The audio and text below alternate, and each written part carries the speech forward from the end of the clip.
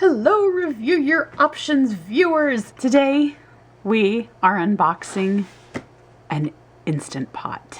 Ta-da! I found one on sale and yes, it has arrived. Let's open it up and see what we've got. Peeling back the layers, we have removed the outer layer and we are now at the pretty box. Recap, it says easy one-touch controls, cook food up to 70% faster. Smart, remembers the way you cook. We'll see about that. And healthy stainless steel cooking pot, no chemical coating. So it says it's a 7-in-1 multi-use programmable pressure cooker. Let's see what else we've got over here. It tells us that we can slow cook rice, use it as a steamer, use it as a food warmer, use it as a pressure cooker, use it as a yogurt maker, and saute. So this will be very interesting because I have a slow cooker already. It'll be interesting to compare to see how this works. Used to have a rice cooker, got rid of it because all I could really do with it was cook rice, and then it stopped being great at that. Made a big mess. Steamer, I've got a steamer, so it'll be interesting to see how that works. Food warmer, I got other methods of warming food, but we'll give it a shot. Pressure cooker, I'm excited about that. I only have an old school pressure cooker that I try to use only when canning and only outdoors. Yogurt maker, I haven't made yogurt in a while and I typically do that in my crock pot. So we'll see if it also replaces that function. And saute, I've never thought to use pressure cooker for sauteing, so we'll see how that goes. We're gonna try out all the functions eventually. Let's take it out of the box. Just opening the lid, we have this flap here, which tells us what's inside. We have a manual, a recipe book, quick reference guide, a rice paddle, a soup spoon, a measuring cup, a condensation collector, and a steam rack. We've got a handle cover and a pressure release handle, the inner pot, the cooker body handle, the outer pot, the cooker body, the control panel, and the base and heating unit. Pieces of our machinery and the things included. All our manuals and booklets, we'll take a look at those in a minute. Styrofoam. Let's see, that's our cord, our power cord, and the star herself. Once you lift her out, there's just a styrofoam ring at the bottom. Here we've got the label that says venting, and this is part of the plastic. It is not written on there, so it's not going to come off if you wash it. I've had quite a few appliances that just have things printed on and you wash it a couple of times and then the writing is gone. It has the warning label on it, which you of course will remove, but this is your venting area. And then you also have a label here. This is a sticker and it talks to you about sealing and venting, reminds you not to touch. It tells you what to do before pressure cooking, during cooking, and after cooking for safe handling instructions. So that's nice. It's right there on the top. Oh, we also have close and open, so we have directionality. Again, it's not printed on, it's actually molded in there, so it is raised, and so you can see it all the time. So we're going to turn it so we can open it. And inside we have the card that warns us to read packaging, warning cards, and warning labels, and how to be safe. I'm going to read that. I'm not going to read it all to you. I'll read that on my own. Looks like here, these are the rice paddle and the soup spoon and the measuring cup. And then here is our rack. Taking everything apart and looking over everything, I've taken out the main cooker compartment. And now we have another warning in here that tells you to make sure that the heating element is free from grease and debris. Do not leave food on the heating element, and use only genuine Instant Pot inner pots for cooking. And then of course, remove card before use, because if you don't want food on the heating element, you definitely don't want paper on the heating element, right? And so here's the heating element. This is what we're down to once we've removed the inner pot and everything else.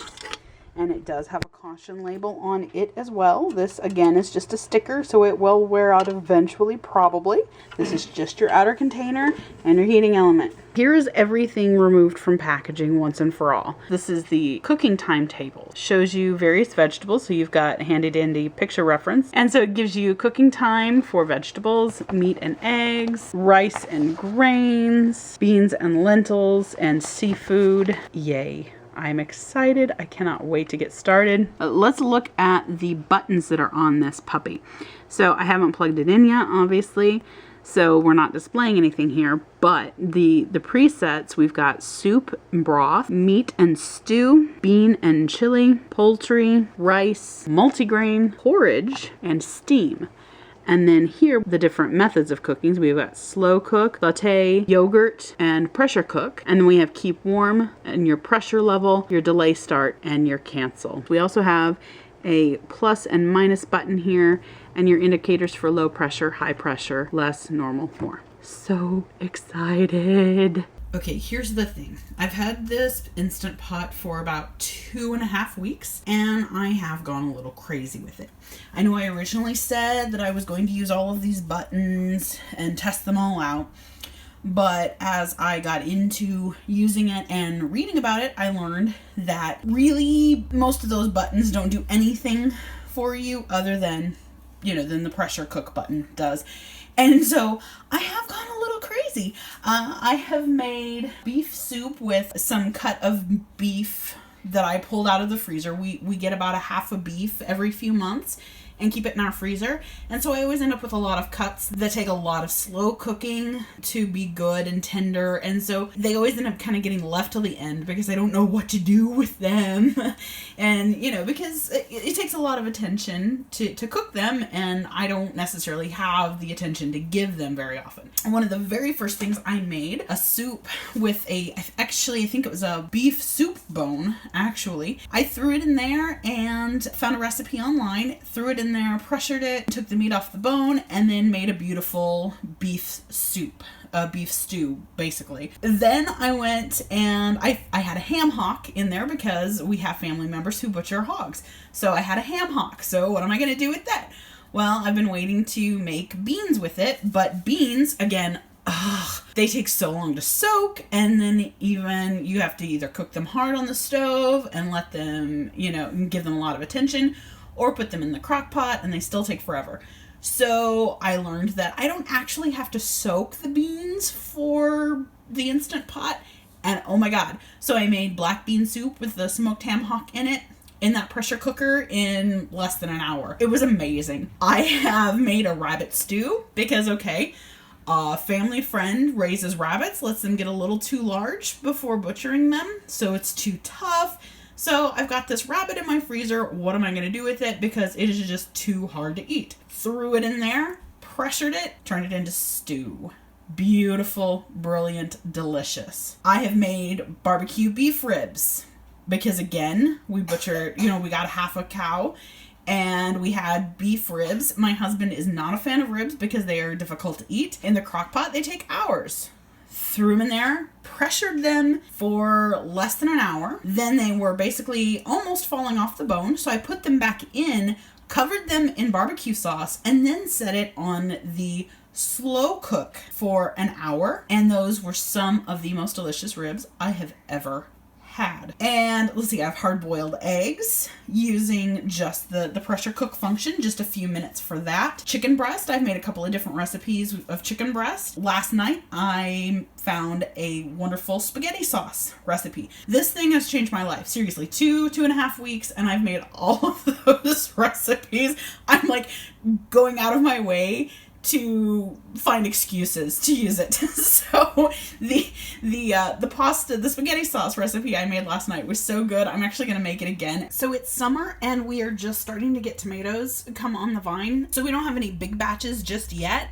Not enough that I would really want to can them. So I discovered that you can actually throw them in the Instant Pot, just core them, cut out the bad spots, quarter them, and throw them in the pot. And with a few other ingredients, make a delicious sauce because the skins and everything will cook down. Seeds, skin, everything will cook down beautifully. But you can see here I've just cleaned it up, cut them in quarters, thrown them in, and now I'm going to add in a few other ingredients and then set it on to cook. 2 onions, 2 teaspoons of oregano, and 2 teaspoons of basil, and a teaspoon of salt.